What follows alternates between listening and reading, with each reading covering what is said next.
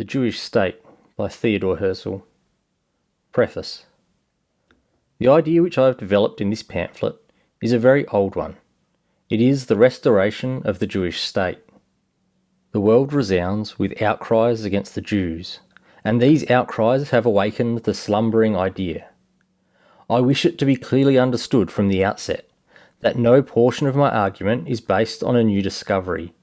I have discovered neither the historic condition of the Jews nor the means to improve it. In fact, every man will see for himself that the materials of the structure I am designing are not only in existence, but actually already in hand. If, therefore, this attempt to solve the Jewish question is to be designated by a signal word, let it be said to be the result of an inescapable conclusion, rather than that of a flighty imagination.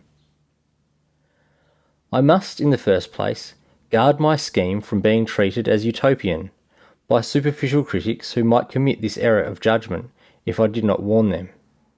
I should obviously have done nothing to be ashamed if I have described a utopia on philanthropic lines, and I should also, in all probability, have obtained literary success more easily if I had set forth my plan in the irresponsible guise of a romantic tale. But this utopia is far less attractive than any one of those portrayed by Sir Thomas More and his numerous forerunners and successors. And I believe that the situation of the Jews in many countries is grave enough to make such preliminary trifling superfluous. An interesting book, Friedland, by Dr. Theodor Herzl, which appeared a few years ago, may serve to mark the distinction I draw between my conception and a utopia. His is the ingenious invention of a modern mind thoroughly schooled in the principles of political economy. It is as remote from the actuality of the equatorial mountain on which his dream state lies. Friedland is a complicated piece of mechanism with numerous cogged wheels fitting into each other, but there is nothing to prove that they can be set in motion. Even supposing Friedland societies were to come into existence, I should look on the whole thing as a joke. The present scheme, on the other hand, includes the employment of an existing compelling force. In consideration of my own inadequacy, I shall content myself with indicating the cogs and wheels of the machine to be constructed, and I shall rely on more skilled mechanics than myself to put them together. Everything depends on our propelling force. And what is that force? The misery of the Jews. Who would venture to deny its existence? We shall discuss it fully in the chapter on the causes of anti-Semitism. Everybody is familiar with the phenomenon of steam power, generated by boiling water, which lifts the kettle lid. Such tea kettle phenomena are the attempts of Zionists and kindred associations to check anti-Semitism. I believe that this power, if rightly employed, is powerful enough to propel a large engine and to move passengers and goods, the engine having whatever form men may choose to give to it. I am absolutely convinced that I am right, though I doubt whether I shall live to see myself proved to be so. Those who were the first to inaugurate this movement will scarcely live to see its glorious close, but the inauguration of it is enough to give them a feeling of pride and the joy of spiritual freedom. I shall not be lavish in artistically elaborated descriptions of my project, for fear of incurring the suspicion of painting a utopia. I anticipate, in any case, that thoughtless scoffers will caricature my sketch and thus try to weaken its effect.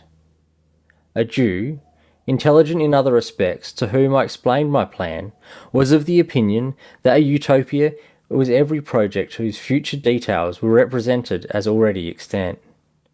This is a fallacy.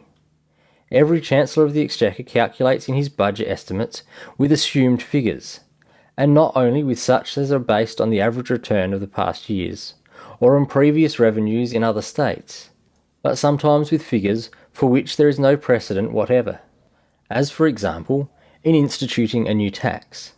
Everybody who studies a budget knows this to be the case, but even if it were known that the estimates would not be rigidly adhered to, would such a financial draft be considered utopian?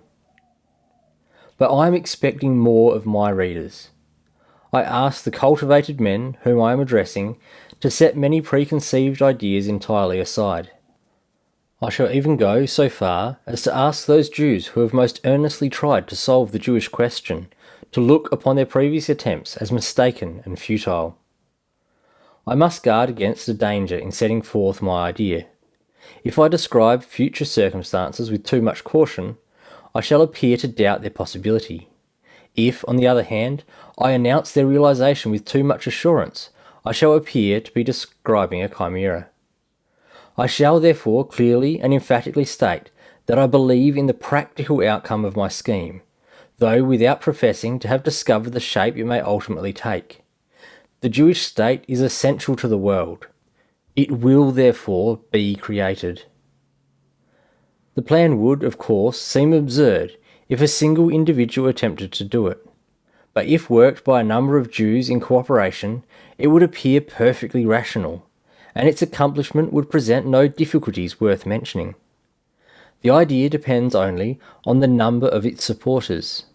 Perhaps our ambitious young men, to whom every road of progress is now closed, seeing in this Jewish state a bright prospect of freedom, happiness and honours opening to them, will ensure the propagation of the idea.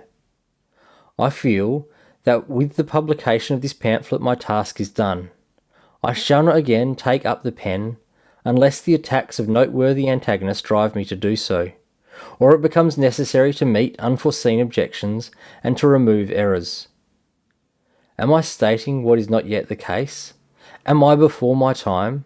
Are the sufferings of the Jews not yet grave enough? We shall see. It depends on the Jews themselves whether this political pamphlet remains for the present a political romance. If the present generation is too dull to understand it rightly, a future, finer and a better generation will arise to understand it. The Jews who wish for a state shall have it, and they will deserve to have it.